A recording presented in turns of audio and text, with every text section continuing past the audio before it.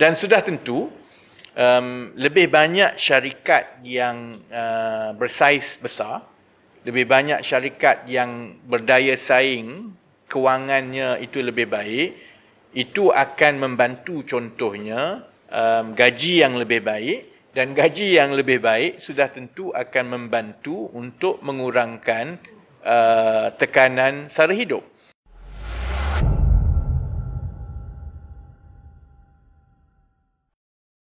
Selamat petang.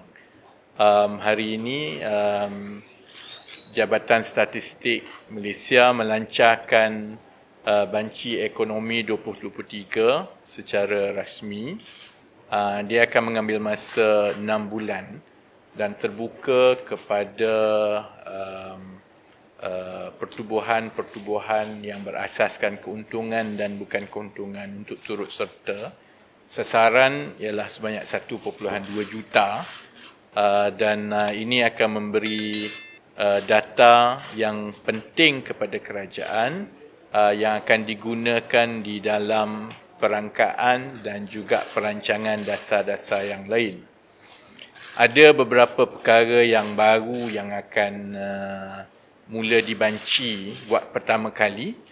Contohnya ialah yang melibatkan sektor-sektor baru, termasuklah electric vehicles, termasuk e-sports, termasuk drone, dan ada juga perangkaan sosioekonomi yang baru yang akan mula dibanci buat pertama kali, contohnya pemilikan oleh belia. Jadi Kementerian Ekonomi dan juga Jabatan Statistik mengalu-ngalukan penyertaan kumpulan-kumpulan sasar yang terlibat ini supaya kita dapat laksanakan Banci Ekonomi 2023 ini dengan baik. Dan selepas Banci Ekonomi 2023, bermula tahun depan pula, Jabatan Statistik akan mulakan Banci Pertanian. Itu bertepatan dengan dasar dan fokus kerajaan untuk menjadikan sektor pertanian sebagai sektor yang dinamik, yang ada kepentingan strategik dalam ekonomi dan negara, dan pada masa yang sama menawarkan kerja yang bergaji berpatutan dan juga supaya golongan muda terutamanya boleh melihat sektor pertanian sebagai bidang yang boleh menawarkan kerjaya yang baik. Data adalah perkara yang utama untuk kerajaan. Pertama, mengukur reka bentuk masyarakat dan ekonomi sebenarnya. Melalui data ini contohnya kita boleh melihat dari segi pecahan jenis-jenis perusahaan seperti yang saya sebut dalam ucapan tadi kan. Kerana salah satu cabaran kita ialah kerana jumlah perusahaan yang kita ada ini majoritinya lebih kurang 95% adalah dikira perusahaan kecil dan mikro. Tak sederhana.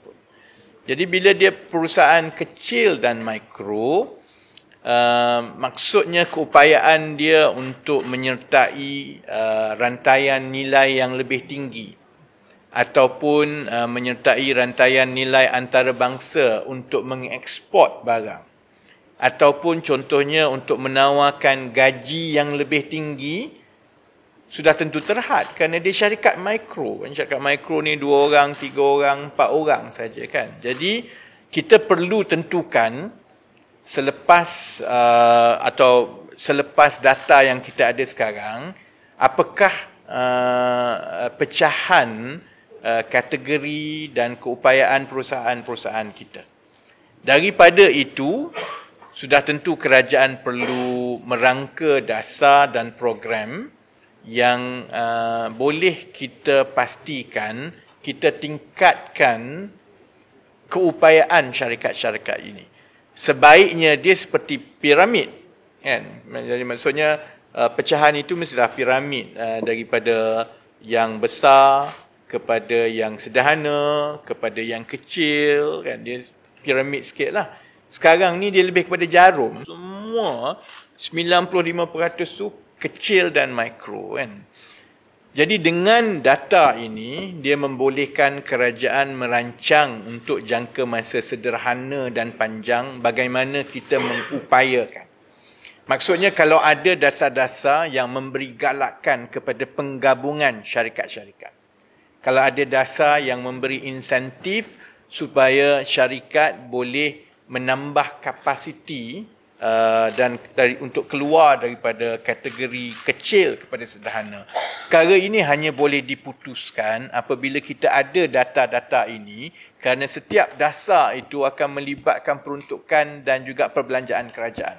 Unless we know the latest breakdown of different capacities of our enterprises, it will make it difficult for government to intervene precisely so that we can allocate the right amount of resources to expedite this scaling up.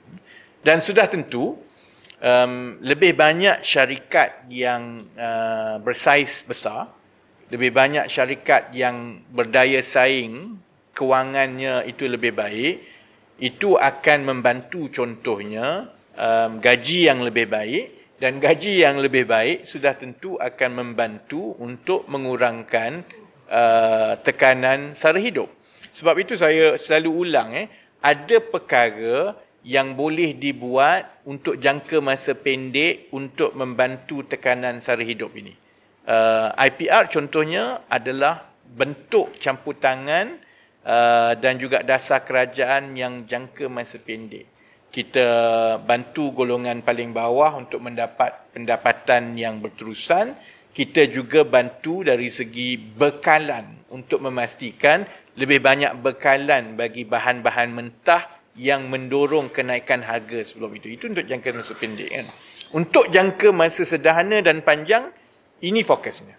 Kerana kita perlu bina saiz dan skala perusahaan kita. Bila saiz dan skala perusahaan kita itu menjadi lebih baik, maka kalau contohnya ekonomi kita bergerak ke arah gaji progresif, syarikat-syarikat kita ada daya tahan dari segi kemampuan kewangan untuk melaksanakan gaji progresif. Kalau tidak, kalau 95% itu adalah mikro, kalaupun kerajaan buat keputusan, kata tiap-tiap tahun kena ada kenaikan begini dan sebagainya, sebahagian besar daripada syarikat kita tak mampu nak buat.